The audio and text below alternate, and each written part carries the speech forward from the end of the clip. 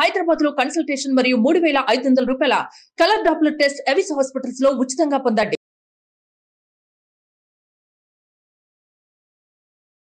లేదు మేడం, మా ఆయన జైలుకు వెళ్ళాడు మేడం.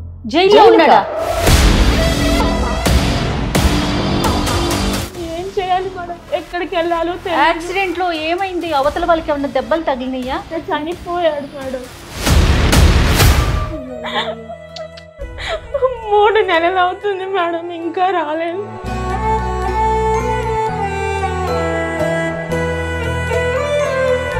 ఈ కేసు మనం ఇక్కడ కూర్చొని సెటిల్ చేసేటటువంటిది కాదు. ఏందమ్మా ఇప్పించేది? నాకేం పని లేదా? నీ విషయమేనా ఇప్పుడు? సార్ మీరు అలా అనొద్దు సార్. మీరే కదా సార్ పంపించారు, తీసుకొస్తానని చెప్పారు కదా సార్. ఏడికమ్మా తీసుకొచ్చేది? సార్ ఏం ఎందుకు తీసుకొచ్చేది? సార్ మీరు తప్పించుకోవడం కోసం నా భర్త మీద నిందేస్తారేంటి సార్? మీరు కరెక్ట్ కాదు సార్. నా భర్త నేర్పించండి సార్.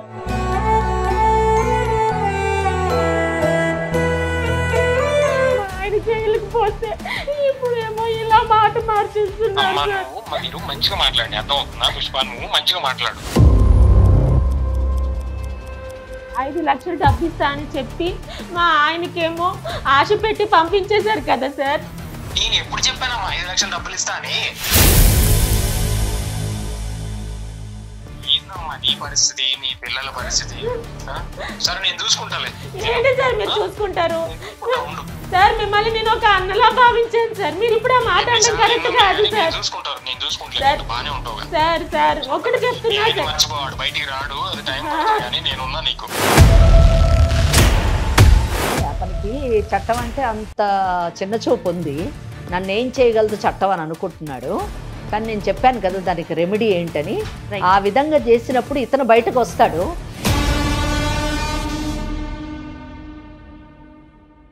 IVF చికిత్సలో 25% భారీ discount. Andro Max advanced male infertility centre. Pettineni సమర్పించు లీగల్ అడ్వైస్ కార్యక్రమానికి స్వాగతం. నాతో పాటు అడ్వకేట్ వెంకటేశ్వరి గారు ఉన్నారు. నమస్తే అమ్మా. నమస్తే అండి. అమ్మ, పుష్ప అనే ఒక అమ్మాయి మన స్టూడియోకి వచ్చారమ్మా. ఓకే, మీతో మాట్లాడాలి, మీ సలహాలు సూచనలు కావాలని. వాళ్ళకి ప్రమేయం లేకుండానే ఒక చిన్న ఇష్యూలో ఇరుక్కున్నారు. కుటుంబం మొత్తం అతలాకుతలమై రోడ్డు మీదకి వచ్చేసిన పరిస్థితి. ఏం చేయాలో అర్థం కావట్లేదు అని చెప్పి సుమన్ టీవీ నా దాకా వచ్చారమ్మా. ఓకే, అమ్మాయి మన దగ్గరే ఉంది పుష్ప. ఒకసారి అసలు సమస్య ఏంటి, దానికి మీరు ఏ విధమైన పరిష్కారం చెప్తారో చూద్దాం. తప్పకుండా మరి మాట్లాడదామా పుష్పతో. నమస్తే అమ్మా పుష్ప. నమస్తే మేడం. చెప్పమ్మా. నా పేరు పుష్ప మేడం. ఓకే. మాది విజయనగరం దగ్గర ఒక మారుమూల గ్రామం. ఓకే. నేను నా హస్బెండ్ అక్కడ నుంచి వైజాగ్ వచ్చాం మేడం. అక్కడ మా ఆయన ఆటో వేసుకొని బతికేవాళ్ళం మేడం. అక్కడే నాకు 2 ఆడపిల్లలు పుట్టారు మేడం. అయితే బతుకు తెరువు కోసం ఈ సిటీకి వచ్చాం మేడం. వచ్చిన తర్వాత సుబ్రహ్మణ్యం సార్ అని ఒక బిజినెస్ ఆయన దగ్గర మా ఆయన ఆటో మానేసి కారు డ్రైవర్ గా చేరాడు మేడం. ఓకే, బాగానే చూసుకున్నాడు మేడం. మరి అన్ని బాగానే ఉన్నాయిగా. మీ ఆయన ఏమన్నా మిమ్మల్ని ఇబ్బంది పెడుతున్నాడా? లేదు మేడం, మా ఆయన జైలుకు వెళ్ళాడు మేడం. జైల్లో ఉన్నాడా? ఎందుకు? ఆయన ఏదో యాక్సిడెంట్ చేశాడు మేడం. ఎవరు? మీ ఆయన?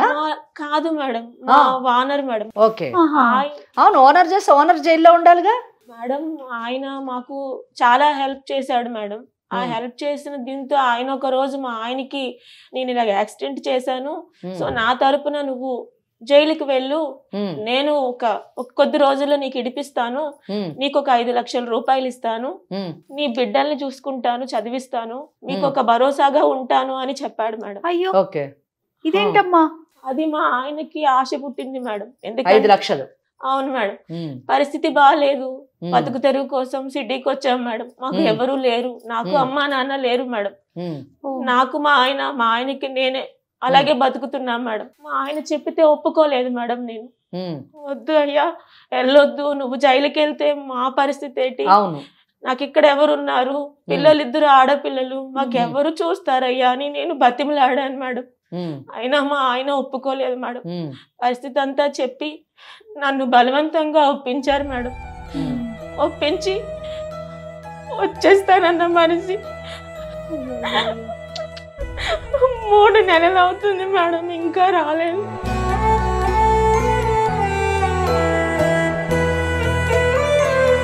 మరి అతని దగ్గరికి వెళ్ళావమ్మా? ఓనర్ తో నువ్వేమన్నా మాట్లాడావా? మేడం వెళ్ళాను మేడం. వెళ్తే లోపలికి పిలిచేవాడు, నేను తీసుకొస్తాను పుష్ప నువ్వు వెళ్ళిపో అని మాటికి అలాగే చెప్పి పంపించేసేవాడు మేడం. అలా మళ్ళీ రెండోసారి కూడా వెళ్ళాను మేడం. వెళ్తే నీకెందుకు, నేను పంపిస్తా అన్నాను కదా, నేను ఇడిపిస్తాను, నువ్వు వెళ్ళిపో అని చెప్పాడు మేడం. ఏం చేయాలి మేడం, ఎక్కడికి వెళ్ళాలో తెలియదు. యాక్సిడెంట్ లో ఏమైంది? అవతల వాళ్ళకి ఏమన్నా దెబ్బలు తగిలినాయా? చనిపోయాడు మేడం. నీకేం కావాలమ్మా మరి ఇప్పుడు? మేడం నాకు డబ్బులు వద్దు మేడం, నాకు మా ఆయన కావాలి మేడం. నా 2 పిల్లలు తండ్రి కోసం ఏడుస్తున్నారు మేడం. అంతే కదా మరి. ఎక్కడికి వెళ్ళాలో తెలియదు మేడం. 2-3 రోజులుగా సుమన్ టీవీని ఆశ్రయిస్తున్నాను మేడం. నాకు ఈ రోజుకి నాకు అవకాశం దొక్కింది మేడం. నా బాధ చెప్పుకోవడానికి నాకు న్యాయం కావాలి మేడం. మీరే ఏదైనా దారి చూపించాలి మేడం. ఇంకా ఈ రోజుల్లో కూడా ఇంత అమాయకంగా ఉన్నారా? నాకు అర్థం కావట్లేదు. ఇప్పుడు అమాయకత్వం ఏముంది? 5 లక్షల గురించి ఆశపడ్డాడు. నాకు అమాయకత్వం అనిపించట్లేదు. ఎందుకంటే డబ్బు గురించి చట్టాన్ని పక్కద్రోవ పట్టించడం కదా. అయితే ఒకటేంటంటే ఈ అమ్మాయి ఇప్పుడు మేము సుమన్ టీవీని ఆశ్రయించింది, న్యాయం కావాలి, తన భర్త తనకు కావాలి అని చెప్పి ఆశ్రయించింది కాబట్టి తప్పకుండా మనము అండగా నిలవాలి. ఆ అమ్మాయికి సరైనటువంటి దోవని చూపించి ఖచ్చితంగా భర్త బయటకు వచ్చేటటువంటి మనము ఆ అమ్మాయికి న్యాయం చేసేటటువంటి అవకాశం. కానీ నేనేమంటున్నానంటే కేవలం ఒక 5 లక్షల కోసం భార్య పిల్లల్ని వదిలేసి తను చెయ్యని తప్పుకి జైలుకు వెళ్ళటానికి కూడా ఇష్టపడ్డాడు అంటే వచ్చేస్తానన్న ఒక నమ్మకం ఉందంటారా? ఆ అమ్మాయి చెప్పిన కేసు ఒక్కసారి మనం జాగ్రత్తగా వింటే 2 పిల్లలు ఉన్నారు. సో ఆ పిల్లలకు మంచి భవిష్యత్తు ఇవ్వాలి, వాళ్ళిద్దరూ కూడా మంచి జీవితం గడపాలని ఈ హైదరాబాద్కి రావడం జరిగింది.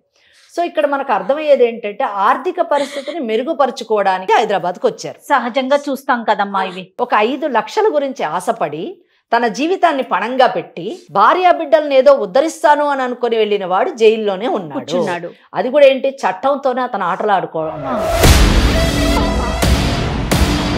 ఇక్కడ మాత్రం 100% ఆయన అమాయకత్వమే, నేను కాదను. అంటే అక్కడ ఓనర్ని నమ్మడం ఒక అమాయకత్వము. చట్టం చాలా కఠినంగా ఉంటుంది. తప్పు చేసేటటువంటి తప్పు కాదు, నేరం. తప్పు అన్న చిన్న మాట.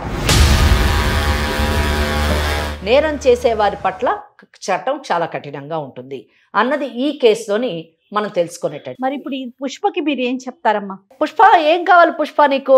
నాకు వద్దు మేడం, నాకు నా భర్త క్షేమంగా ఇంటికి రావడం కావాలి మేడం. ఓకే, ఈ కేసు మనం ఇక్కడ కూర్చొని సెటిల్ చేసేటటువంటిది కాదు.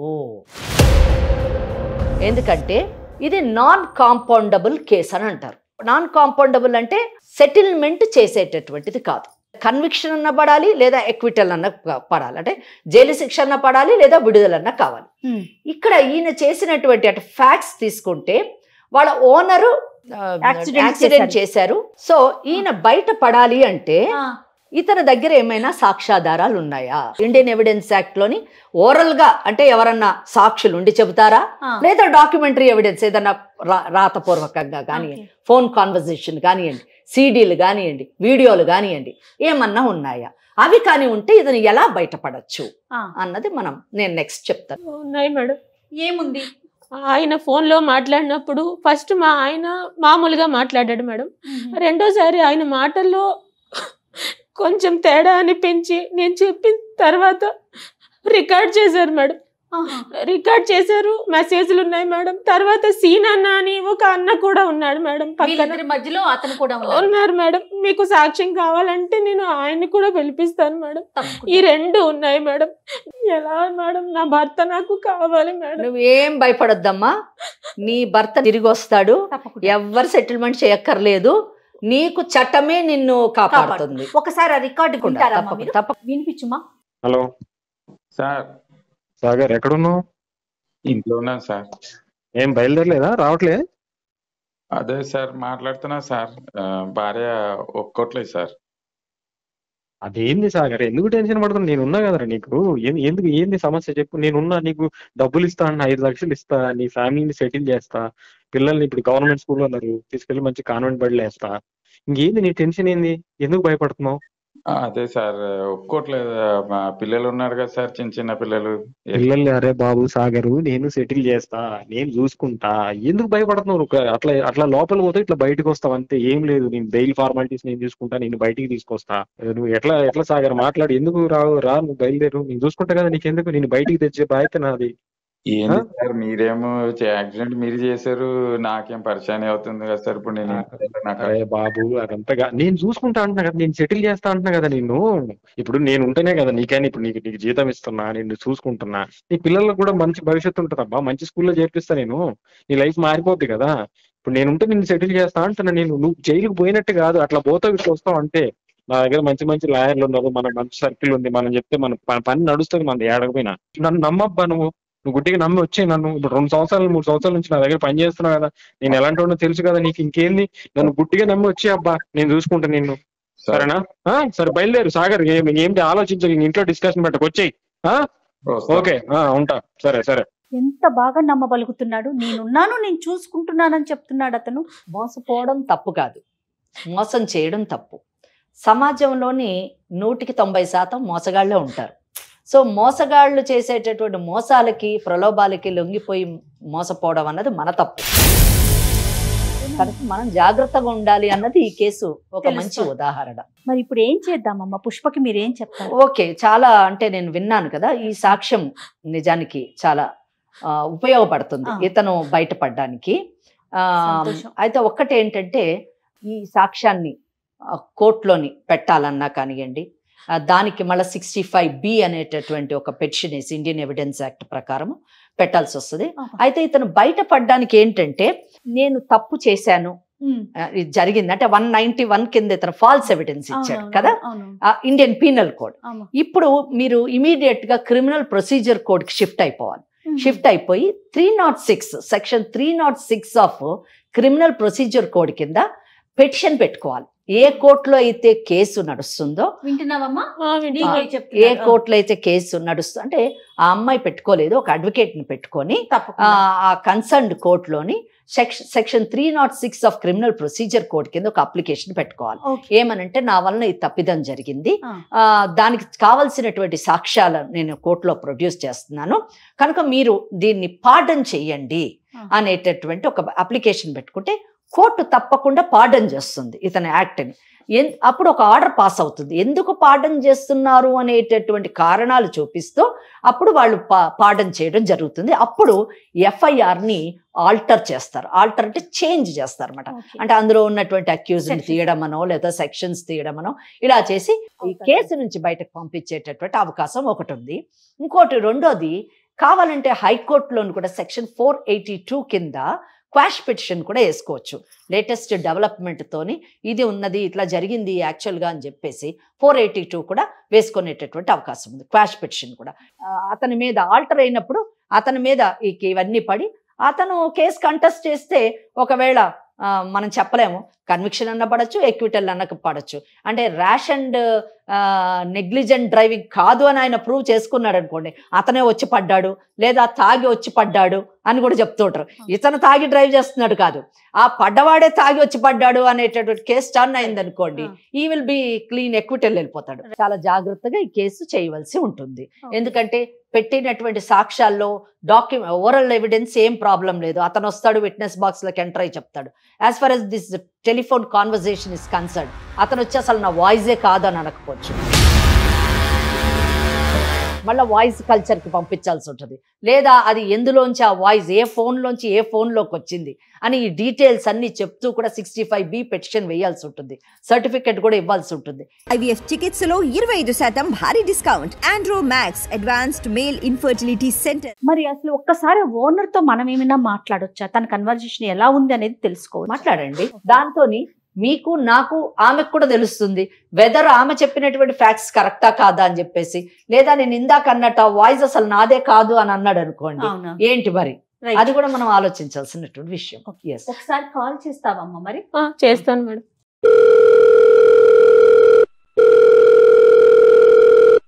Hello hello sir. చెప్పమ్మా. సార్ నేను పుష్పాని సార్. చెప్పమ్మా, ఏంది ఫోన్ చేసినావు? సార్ మా ఆయన్ని తెస్తా అన్నారు కదా సార్. ఏందమ్మా ఇప్పించేది? ఇక నాకేం పని లేదా? ఇక నీ విషయమేనా ఇప్పుడు? సార్ మీరు అలా అనొద్దు సార్. మీరే కదా సార్ పంపించారు, తీసుకొస్తానని చెప్పారు కదా సార్. ఏడికమ్మా తీసుకొచ్చేది? సార్ ఏం తీసుకొచ్చేది? చెప్పారు సరే అన్నాను. ఇంకా ఇదే పనా నాకు ఎన్ని పనులు ఉంటాయి? నీకు సేవ చేసుకుంటూ కూర్చోటమేనా? సరే మనోళ్ళు కదా, సరే ఏదో సాయం చేద్దాం అనుకుంటే ఈ పొద్దుస్తమానం. ఇప్పుడు మొన్న ఇంటికి వచ్చావంట, అంతకు ముందు ఇంటికి వచ్చావంట, ఆ వాచ్మెన్ చెప్పాడు.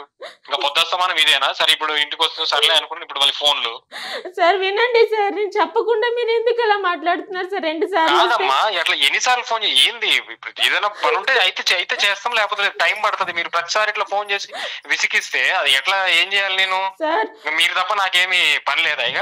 సార్ అలా అనొద్దు సార్, మీరు చెప్తే కదా సార్ మా ఆయన వెళ్ళిండు.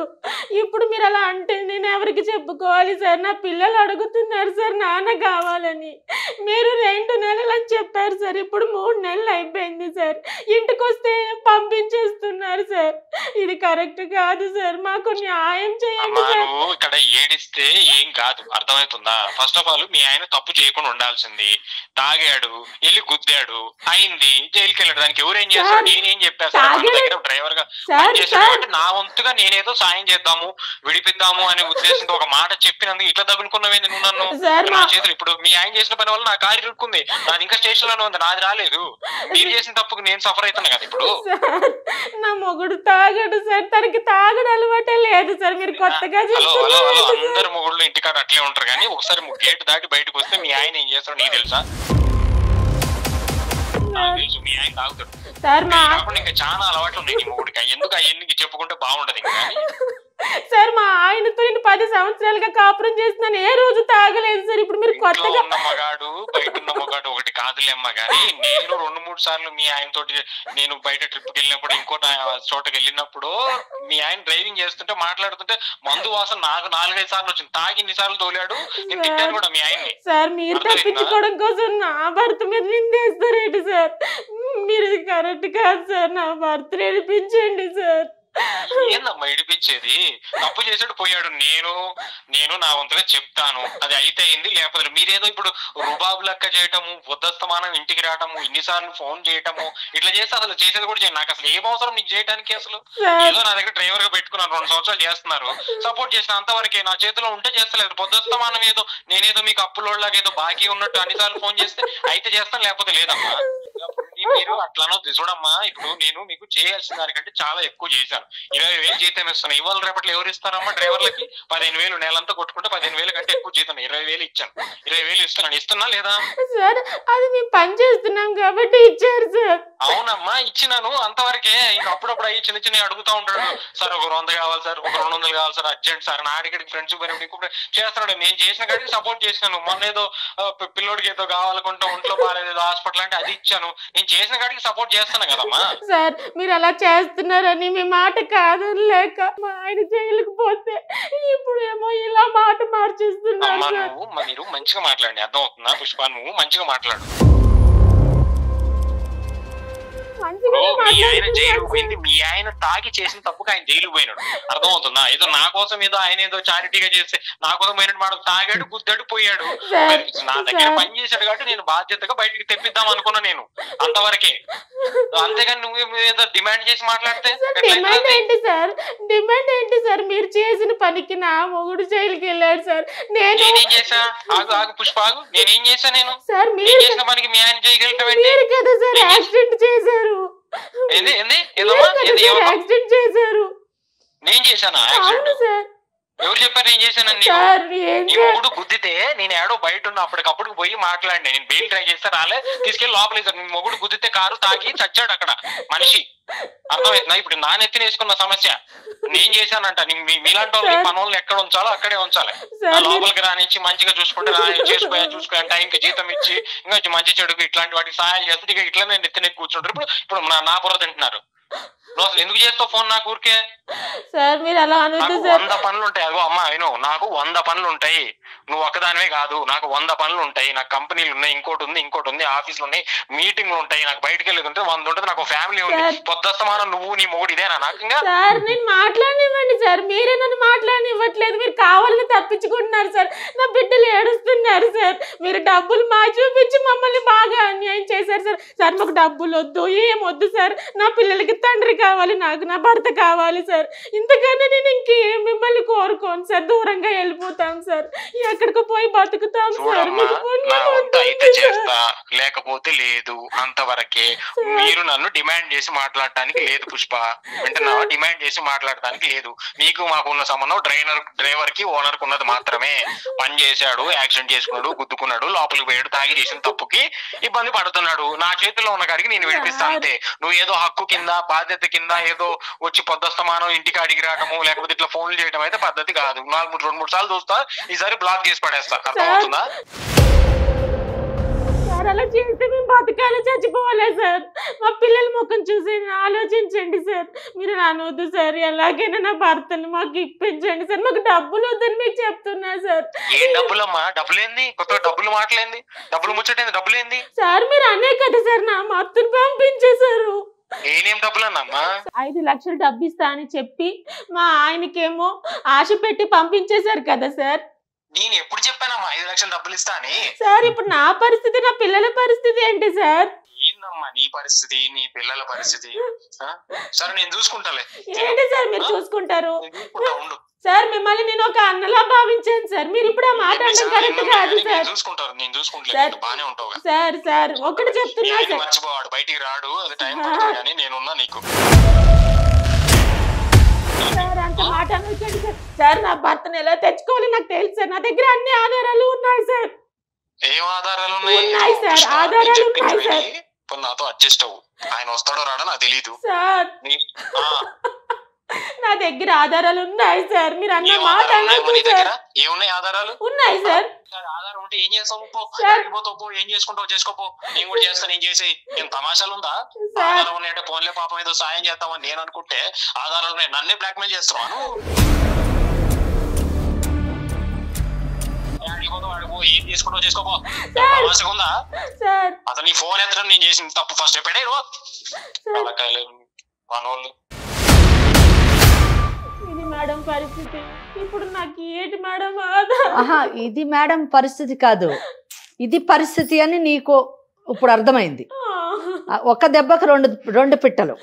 అంటే ఆయన జైలుకి పంపించేసేయాలి, ఈమెని అడ్జస్ట్ అయిపో అంటున్నాడు, నాతో అడ్జస్ట్ అయిపో చూడండి అమ్మా అతను. సో ఈమెని వశపరుచుకుంటాడు, ఈ సిచ్యువేషన్ యూజ్ చేసుకుంటాడు. అక్కడ అతన్ని జైలు నుంచి బయట అన్నా అని ప్రాధాయపడుతున్నా కూడా ఏ మాత్రం ఏం చేసుకుంటావో చేసుకో అంటున్నాడు. అంటే ఎంత తేలికైపోయిందమ్మా మనుషులకి. అతను ఎలా వస్తాడు, ఇతనేమో అవును నీ ఇష్టం, ఏం చేసుకుంటావో చేసుకో అని చెప్తా ఉన్నాడు. అదే అతనికి చట్టం అంటే అంత చిన్న చూపు ఉంది.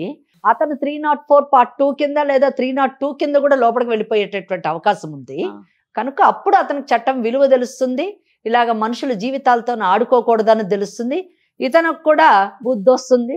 అతనికి ఏమొస్తుందమ్మా బుద్ధి? శుభ్రంగా వెళ్ళి లోపల కూర్చున్నాడు అనకూడదు కానీ. అమ్మాయి కాదు పిల్లల్ని పెట్టుకుని అంత బాధపడి ఏమండి ఎటు తిరిగినా గానీ మహిళే బాధపడాలి. అది చూడండి, ఈ కేసు కూడా మళ్ళీ మహిళ దగ్గరికి వచ్చి ఆగింది. చాలా బాధ అనిపిస్తుంది ఆ ఫోన్ మాట వింటుంటేనే. అందుకే మేడం ఎక్కడికి వెళ్ళాలో తెలియలేదు మేడం. నాకు మీరు మీ సుమన్ టీవీ నాకు న్యాయం చేస్తారని అనుకుంటున్నాను మేడం. ఎందుకంటే ఇప్పుడు కూడా చాలా భయంతోనే వచ్చాను మేడం. అతను అంత కర్కశంగా మాట్లాడుతుంటే నేను ఎక్కడికి పోవాలి మేడం? నాకు మీరు న్యాయం చేయగలుగుతారని నేను మనస్ఫూర్తిగా వెళ్తున్నాను మేడం. మేము చట్టానికి లోబడి మనం ఎంతవరకు చేయగలమో మన అడ్వకేట్ మేడం ఉన్నారు, వెంకటేశ్వరి గారు. అమ్మా నాకు ఇతని ఫోన్ విన్నాక ఇంకొక అనుమానం వచ్చిందమ్మా. ఇప్పుడు ఈ పిల్ల ఒంటరిగా పిల్లల్ని పెట్టుకొని ఉంటుంది, తన మీదకి అతను ఏమన్నా అంటే ఇప్పుడు నా దగ్గర ప్రూఫ్స్ ఉన్నాయని కూడా చెప్పింది కదా, వేరే రకంగా ఏమైనా ఇబ్బంది పెట్టే అవకాశం ఉంటుందేమో, ముందస్తుగా అట్లా ఏదన్నా వస్తే ఏమన్నా చెయ్యొచ్చా? తప్పకుండా ఆమె ఉమెన్స్ ప్రొటెక్షన్ సెల్ ని అప్రోచ్ కావచ్చు, తనకి ప్రొటెక్షన్ ఇమ్మని చెప్పేసి కోరొచ్చు. అలాగే కోర్టులో కూడా ఆమె ప్రొటెక్షన్ కి కోరేటటువంటి అవకాశం. దాన్ని ఎలా ఫాలో అవ్వాలి, ఏం చేయాలనేది మనం ఈ ఎపిసోడ్ అయిపోయినాక ఒక్కసారి గైడ్ చేయండి. తప్పకుండా ఏ మాత్రం అవకాశం ఉన్నా మనం తప్పకుండా ఆమెకి అన్ని విధాల చట్టపరమైనటువంటి సహకారాన్ని అందించి ఆమె భర్తను బయటకు తీసుకురావడానికి, ఆమెకి కావలసినటువంటి రక్షణ కలిగించడానికి మన వంతు ప్రయత్నం మనం తప్పకుండా చేద్దాం. ధైర్యంగా ఉండమ్మా, ఓకేనా? సరే మేడం. నువ్వు చెప్పిందంతా నిజమే గనక అయ్యున్నట్లయితే ఖచ్చితంగా మేము చట్టపరంగా మేడం ఉన్నారు, ఒక మీడియా పరంగా మేమున్నాం, న్యాయానికి న్యాయం జరుగుతుంది.